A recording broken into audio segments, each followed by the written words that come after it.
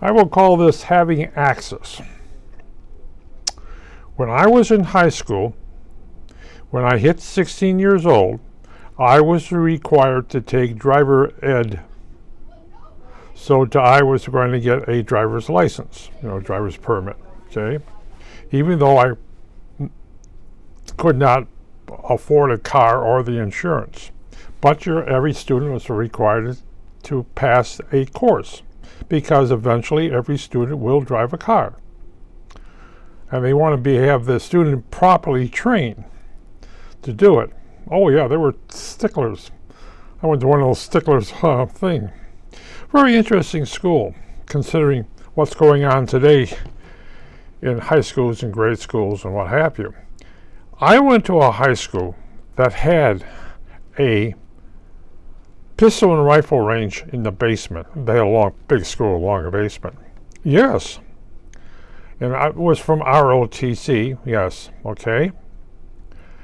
And students would bring handguns and rifles to school, not in a backpack, thing, and put them in their locker. And there was no problem. And people would go down after school and fire at the range. Was there any problem? It was considered normal where I came from. And it's basically the same area that Hillary Clinton came from. Yes, Hillary. Did you use the rifle and pistol range in the basement of the school? I always think by that time she went to school, they eliminated that. One of the reasons they eliminated it because of the drug trafficking that was going on. We don't want students high on there. But that's very funny. Having access. Every student basically had access to that range, pistol and rifle range, if they had a firearm. And to have a firearm, their parents would have to own the firearm, which they would also have to be cleared by the local police. They're not going to be registered or any of that, but they had to be cleared by the local police. So that came from a stable family. Yes, a stable family. Now,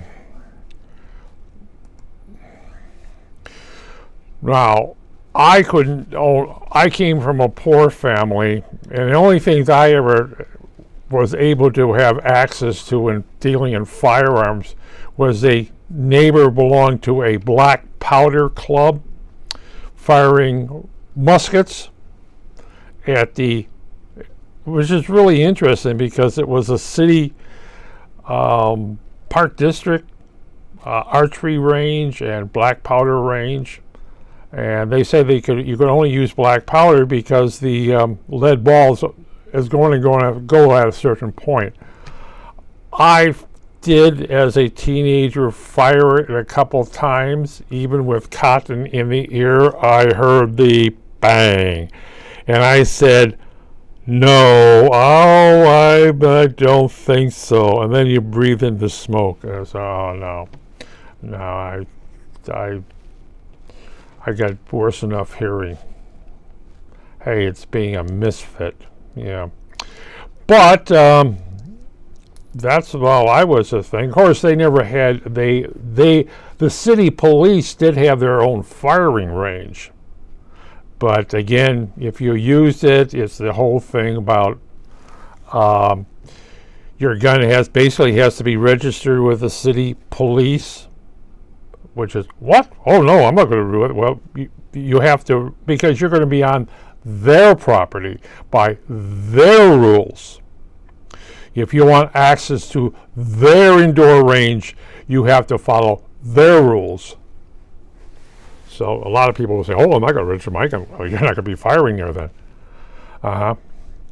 It's because of the insurance. Yes, insurance, that thing, to having access.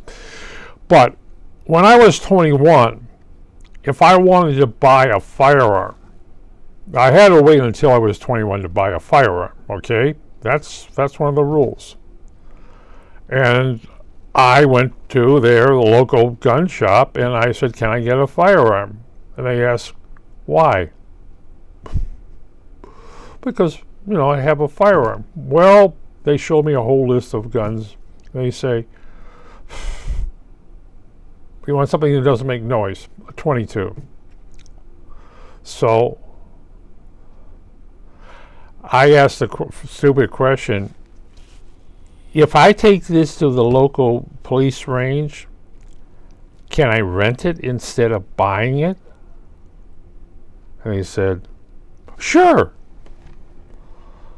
And they said, okay. So when I went to the police range to fire my gun, might say their gun, my gun, their gun, it was registered. I fired it, cleaned it. Yes, you had to buy a cleaning kit. You had to learn how to clean your own gun and return it to a lockbox. So I say, okay. And that's how I learned how to use a 22 caliber handgun. Pistol? Yeah, I think it was a pistol, if I remember right. And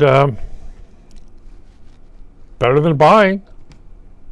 It's not that I didn't want to have one at home, but, ammunition was expensive. Yes, you buy it. I was told you're going to be buying it by the brick. Brick? What do you mean, brick? 500 rounds. Oh, okay. But then I could fire it and didn't make too much noise in my ears. Better than black powder. Better than black powder. But then that thing. Of course, at a certain point in the state that I live in, the death rate in the Chicago kept going up. But at a certain point, the state police put together a firearms identification card that every person that needs one of those void cards to buy anything, bow and arrow, BB gun, air gun, or anything like that. Right, well, yeah, if you want to buy a crossbow, you go to a gun shop and they're going to ask you for your void card. You basically, to enter the place, you have to show a void card. And 3 million Illinoisans have void cards. Think about that. You have to be over 21. To enter a gun shop, you have to show two forms of identification, a void card, and your driver's license. And they just register that down. And when you buy something from there, your purchase goes into a database in the state. And that database is compared to all the other gun shops to find out if you have bought a gun that today, you might say today, and did you buy a gun yesterday somewhere? And the reason is that one, you got straw purchases, and you got people who build up a supply of guns, and they buy and the amount of ammo you buy. If I buy a brick, that's 500 rounds, and I shoot up 100 rounds at a time or 50 rounds at a time. Right, I don't mind. Doesn't bother me. But that was for 22.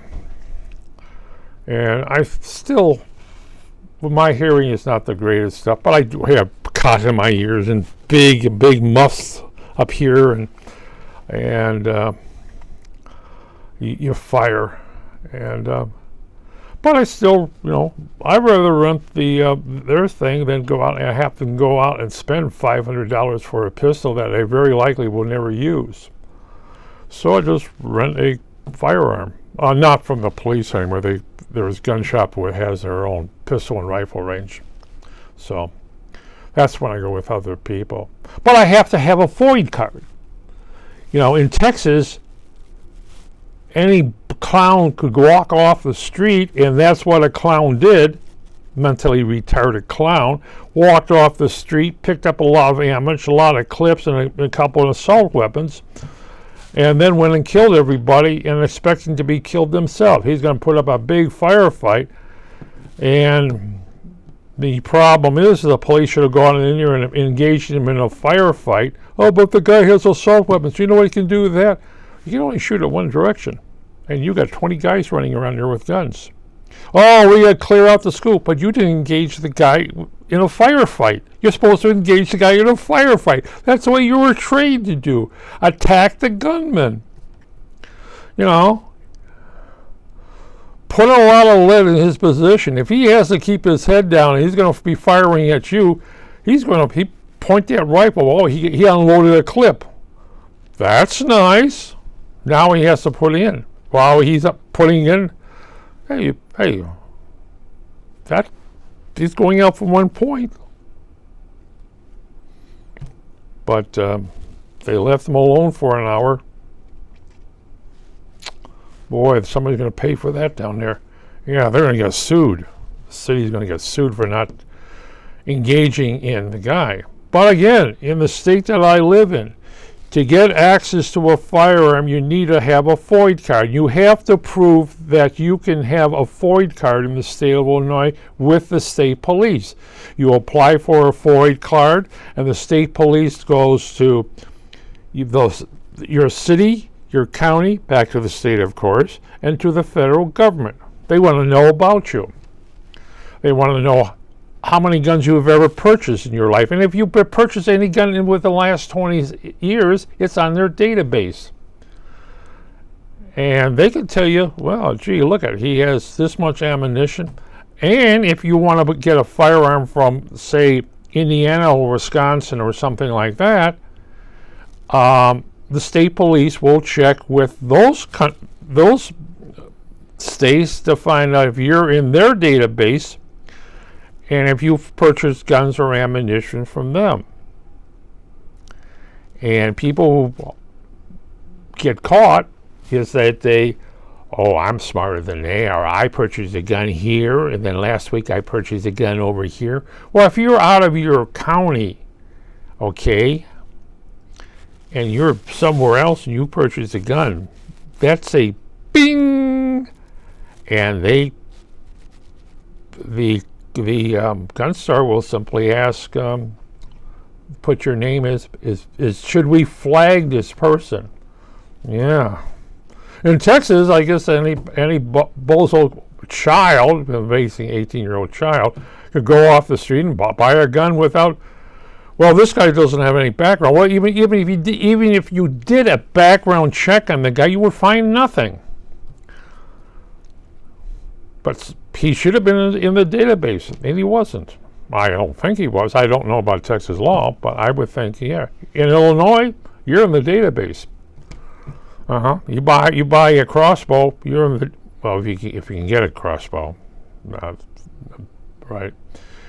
You're in somebody's database. You buy a longbow, you're in someone's database. Yes, surprise.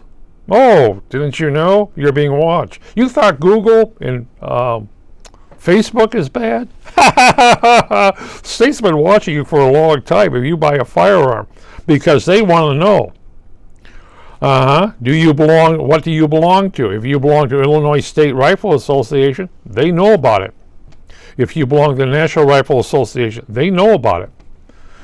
No, not that thing. They know about it. And, hey, they know about it.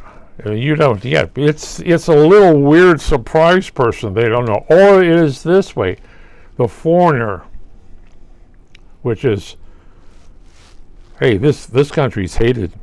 You know, you're hated, me hated, she's hated, he's hated. Yes. So, but as I said, in the state of Illinois, to get access to anything, you are basically looked at by the state police.